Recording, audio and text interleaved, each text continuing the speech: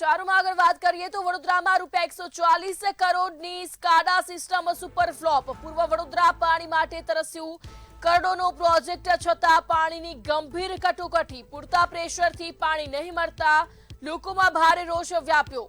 ત્યારે સ્કાડા બાદ પણ લીકેજ ચોરી રોકવામાં તંત્ર નિષ્ફળ. ટેક્સના કરોડો રૂપિયા પાણીમાં ગયા હોવાના પણ જનતા દ્વારા આક્ષેપો લગાવવામાં આવ્યા. હાઈટેક સિસ્ટમ છતાં પાણી ચોરી બેફામ. કંટ્રોલ રૂમની સ્ક્રીન પર કેમ નથી દેખાતી ગેરરીતિ, તેવા પણ સવાલ ઉભા થયા. રૂપિયા 140 કરોડ ખર્ચ્યા પછી પણ જનતા કેમ તરસી, તેવા અનેક સવાલ ઉભા થઈ રહ્યા છે. સ્કાડા સિસ્ટમ નિષ્ફળ જવા પાછળ જવાબદાર કોણ? વડોદરા કોર્પોરેશન સામે પૂર્વ વિસ્તારના રેશોમાં ભારે રોષ વ્યાપ્યો. તટસ્થ તપાસ અને જવાબદારો સામે કાર્યવાહી કરવાની પણ ઉગ્ર માંગ છે. તો આજ મુદ્દે વધુ વિગતો સાથે સંવાદદાતા નિલેશ બ્રહ્મભટ્ટ લાઈવ જોડાઈ ગયા છે. જી નિલેશ, સ્માર્ટ સિટી વડોદરાની જનતા તરસી રહી છે. સ્કાડા સિસ્ટમ ફેલ નીવડી છે, શું કહેશો? જી, આકાશમાંથી વરસતો પાણી લોકોના ઘર સુધીને પહોંચતા ગંદુ થઈ જાય છે, કાં પહોંચતું નથી. પ્રધાનમંત્રી એક બાજુ નળથી જળ યોજના બહાર પાડે છે, પરંતુ વડોદરા શહેરમાં કરોડો રૂપિયાનો ખર્ચ કર્યો હોવા છતાં પણ લોકોના ઘરે શુદ્ધ પીવાનું પાણી નથી પહોંચી રહ્યું, અને પહોંચે છે તો ગંદુ પાણી પહોંચી રહે છે. સ્માર્ટ સિટીમાં 140 કરોડની સ્કાડા સિસ્ટમ લગાવવામાં આવીને આપ સ્ક્રીન પર જોઈ રહ્યા છો. આ સ્કાડા સિસ્ટમનું મીટર છે. આનાથી મોનિટરિંગ કરવામાં આવે છે કે કેટલા પ્રેશરથી પાણી આવી રહ્યું છે ને કેટલું પાણી લીકેજ થઈ રહ્યું છે. કરોડોનો ખર્ચ થઈ ગયો, પરંતુ આ સિસ્ટમનો લાભ નાગરિકોને નથી મળી રહ્યો. છેલ્લા 5 વર્ષથી નાગરિકોની પાણીની સમસ્યા માટે અવાજ ઉઠાવતા સ્થાનિક કોર્પોરેટર આશીષ જોશીને પૂછીશું, શું કહો છો? 140 કરોડની સ્કાડા સિસ્ટમ લગાવી છતાં તમારા વિસ્તારને પાણી નથી મળી રહ્યું. આ સ્કાડા સિસ્ટમ શું છે અને એને ફેલ થવા પાછળનું કારણ શું છે? સ્કાડા સિસ્ટમ જયારે લગાડવામાં આવી હતી, એમાં પહેલા એવું હતું કે સોર્સથી કે ટાંકી સુધી પાણી કેટલું આવે છે, કેટલું પ્રેશરથી આવે છે, ને કેટલું ચોરાઈ જાય છે, કેટલું લીક થાય છે, આ તમામ પર વોચ રાખવા માટે, મોનિટરિંગ માટે સ્કાડા સિસ્ટમ લગભગ 200 કરોડના ખર્ચે આ વડોદરા શહેરમાં લગાડવામાં આવી છે. સોર્સ પરથી ટાંકી પર આવ્યા પછી ડિસ્ટ્રીબ્યુશન જ્યાં થાય છે, જેમ કે તમે અત્યારે જોયું કે આ ડિસ્ટ્રીબ્યુશનનો મોનિટરિંગ માટે અહીંયા બેસાડવામાં આવેલા મીટરો છે. કેટલું વિતરણ થાય છે, કેટલા ફ્લોથી પાણી આવે છે, એ ટાંકી પછી નાગરિકોના ઘરે જતા ડિસ્ટ્રીબ્યુશન, એ સિસ્ટમ પણ અત્યારે લગાડવામાં આવી છે. પણ મુખ્ય બાબત એ છે કે આ શહેરને પાણી પૂરું પાડતા મુખ્ય સ્ત્રોત એટલે કે મહીસાગરથી, ફાજલપુર, ફ્રેન્ચવેલથી પાણી આવે છે, આજવાથી આવે છે. પણ આ બધી જ જગ્યાએ ક્યાંક લીકેજ હોય તો પણ આ સિસ્ટમ કામ નથી કરતી કે બતાડતી નથી. ચોરી થતી હોય તોય નથી બતાડતી. આ સ્માર્ટ સિટીના નામે થયેલો સ્માર્ટ ભ્રષ્ટાચાર છે. કારણ કે નાગરિકોને, પૂર્વ વિસ્તારના નાગરિકોને રાજાએ જે તળાવ આપ્યું હતું, આજવા સરોવર, વર્ષો પહેલા એમની દૂરંદેશીથી આપ્યું હતું. એ દૂરંદેશી એવા પ્રકારની હતી કે એ જમાનામાં લાઇટ નથી, મોટર નથી, છતાં પણ રાજા નાગરિકો માટે પાણી લઈ આવ્યા હતા. ત્યારે અત્યારે લાઇટ, મોટર ને પોન્ટૂનો નાખીને પણ નાગરિકોને ગંદુ પાણી, ઓછું પાણી મળી રહ્યું છે. પૂર્વ વિસ્તારના 60 થી 70% નાગરિકો કોર્પોરેશનના પાણી પર ભરોસો નથી કરતા. પોતે રોજે રોજ જગ બંધાયેલા છે. જેમ દૂધની થેલીઓ લોકો નાગરિકો બંધાવે છે, એમ પાણીના જગો બી બંધાયા છે. એટલે એ શરમની બાબત છે કે નાગરિકો 1200 રૂપિયા ટેક્સ ભર્યા પછી પણ ગંદુ પાણી ને ઓછું પાણી અને પાણી પહોંચે છે એ પાણી પર પણ ભરોસો રાખવા રાજી નથી. એટલે ચોખ્ખા પાણીના જગ મંગાઈને નાગરિકો પીવે છે. આશીષભાઈ, મહત્વની બાબત છે, તમે સ્કાડા સિસ્ટમ ફેલ ગઈ છે એવું કહી રહ્યા છો. એનું કારણ શું? કઈ રીતના એ ફેલ ગઈ છે?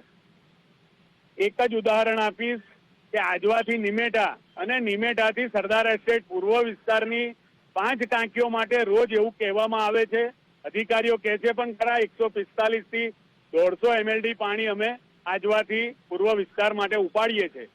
પણ એમની પાસે ફક્ત 120 થી 25 MLD નો જ પાણીનો હિસાબ મળે છે.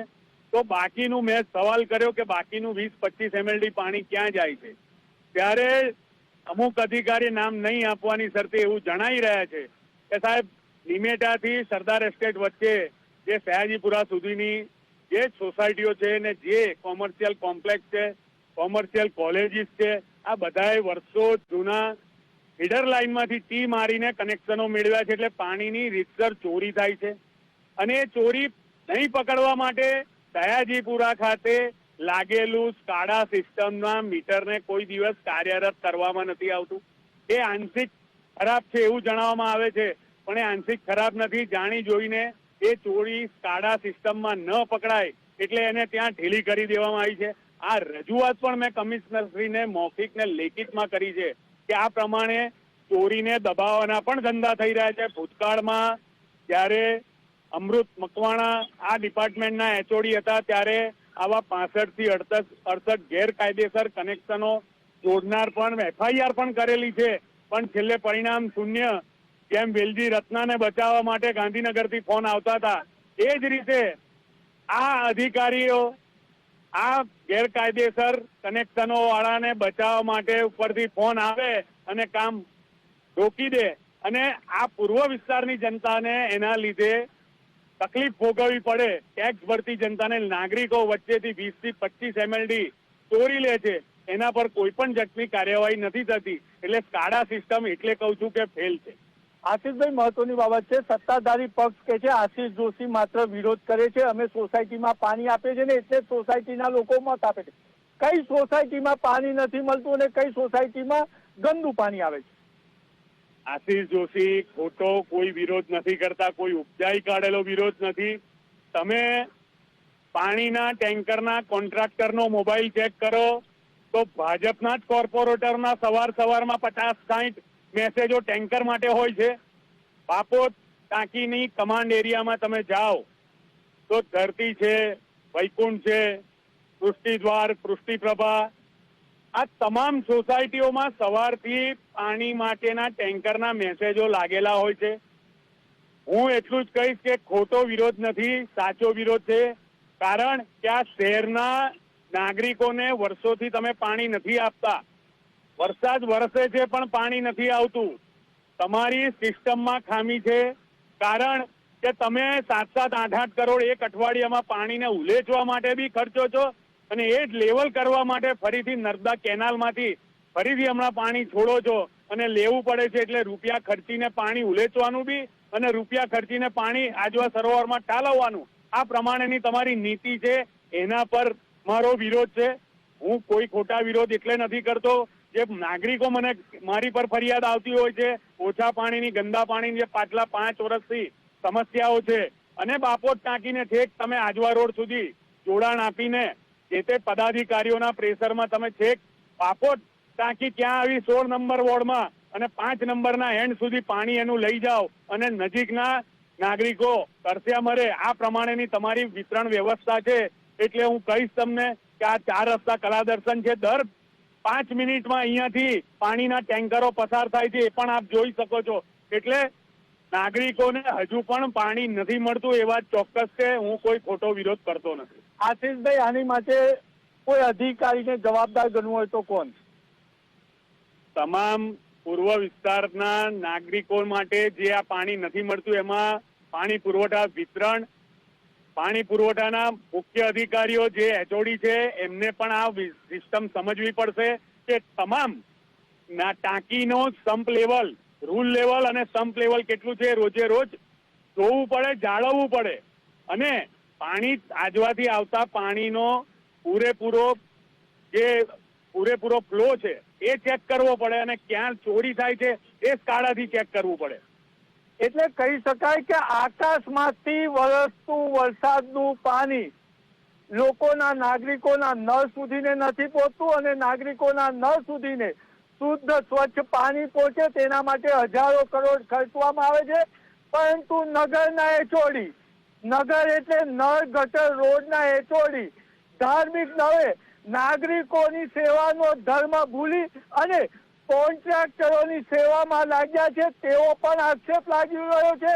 અને જો ધાર્મિક દળે નાગરિકોનો સેવાનો ધર્મ સમજે તો આ સ્કાડા સિસ્ટમ જે ફેલ થઈ છે એના માટે જવાબદાર અધિકારી કોન્ટ્રાક્ટરો સામે પગલાં કેમ નથી લેતા એ પણ સવાલ છે. અને પૂર્વ વિસ્તારમાંથી મેયર ચેરમેન વારંવાર આપવા છતાં પણ પૂર્વ વિસ્તારના નાગરિકો પાણી માટે વલખા મારે છે. એક બાજુ ગરમીમાં પાણી નથી મળતું તો જ્યારે વરસાદનું પાણી વરસે છે ત્યારે ઘરમાંથી પાણી નથી નીકળતું. એટલે પૂર્વ વિસ્તાર આજે પણ સમસ્યાનો સામનો કરી રહ્યા છે, કરોડો રૂપિયા ખર્ચવા છતાં પણ. જી બિલકુલ, આપનો આભાર. વડોદરા કોર્પોરેશન સામે પૂર્વ વિસ્તારમાં ભારે રોષ વ્યાપ્યો. તટસ્થ તપાસ અને જવાબદારો સામે કાર્યવાહીની માંગ ઉઠી.